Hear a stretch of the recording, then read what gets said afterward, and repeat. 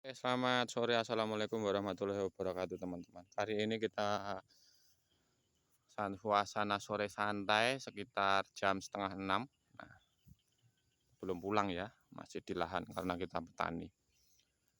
Nah, ini tinggal santai aja. Ini tanaman cabai saat ini berangka yang merah ya.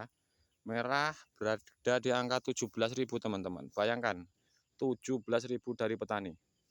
Kalau sampai konsumen itu udah angka berapa? Nah, artinya kita membutuhkan campur tangan pemerintah sebenarnya, teman-teman, untuk menekan angka dari tengkulak, permainan pasar. Kita dihancurkan oleh tengkulak, sedangkan kita pengen pengen pengen apa ya namanya? Pengen keluar dari permainan tengkulak itu nggak bisa, teman-teman. Kalau kita dijual ke pasar sendiri, mayoritas itu kita juga dihancurkan harganya oleh para bakul pasar atau tengkulak-tengkulak itu, teman-teman. Cara mengatasinya itu harusnya pemerintah itu bisa membuat suatu patokan lah untuk untuk menekan harga itu tetap stabil agar petani pun bisa sejahtera, teman-teman. Tidak akan mau anak muda menjadi petani kalau nilai jual pasar dari hasil pertanian pun nggak menentu seperti sekarang ini, teman-teman. Harusnya standar itu, kalau menurut saya, dari petani cabai ini angka 25 aja udah standar bagi petani. Karena apa?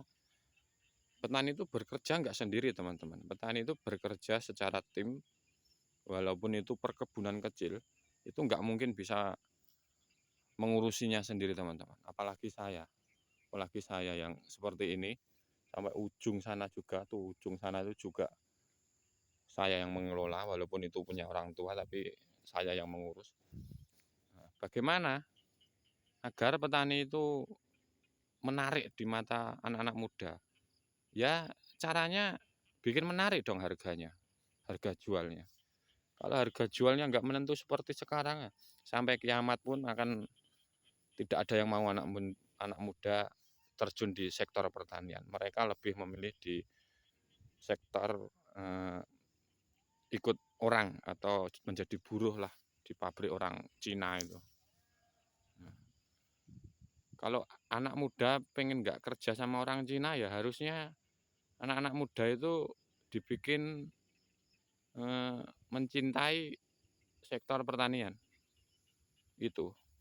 Nah, kita kowar-kowar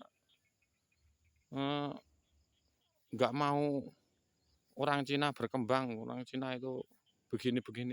Lah, anak-anak muda kita itu juga terpaksa ikut orang Cina itu karena di tanahnya sendiri pun tidak dihargai seperti saya ini.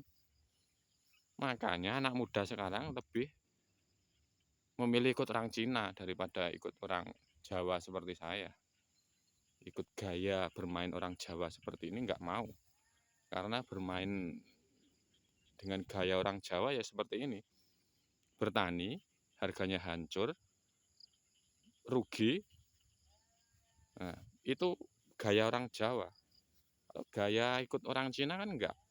Gajinya kecil, sekitar UMR kalau di Jawa Tengah 2 juta. Tapi mereka menjadi babunya orang Cina. Karena menjadi babu orang Cina pun itu bukan kemauan anak-anak muda. Nah, itu kemauan dari pemerintah.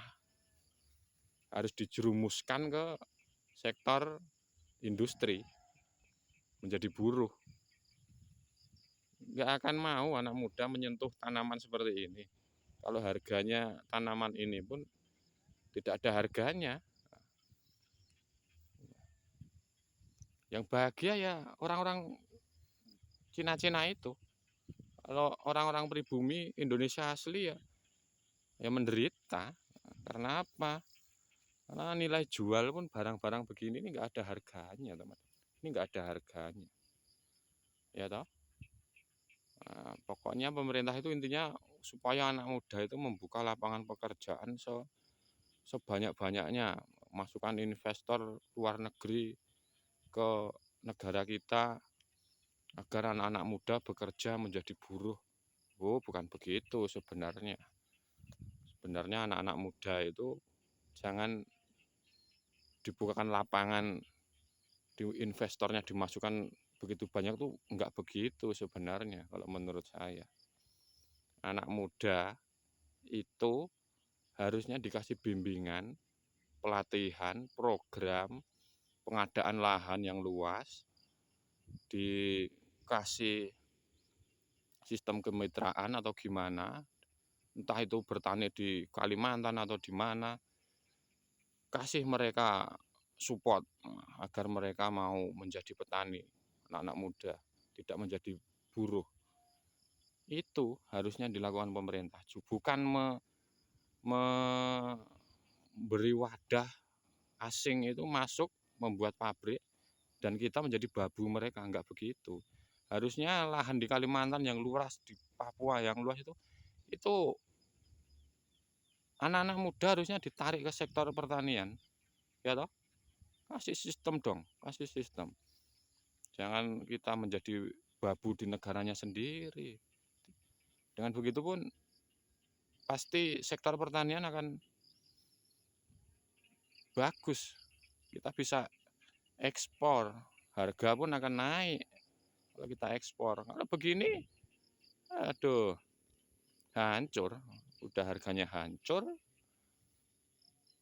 tanaman hancur, untuk putaran beli obat pun nggak menutup. Karena kita sudah dipermainkan tengkulak dan permainkan dari pemerintah juga. Wes, saya nggak percayalah sama pemerintah siapapun yang megang negara ini. Kalau belum bisa membenahi sektor pertanian agar pertanian menjadi tempat bekerja paling menarik. Oke, sampai di sini terima kasih. Salam waras petani muda Indonesia.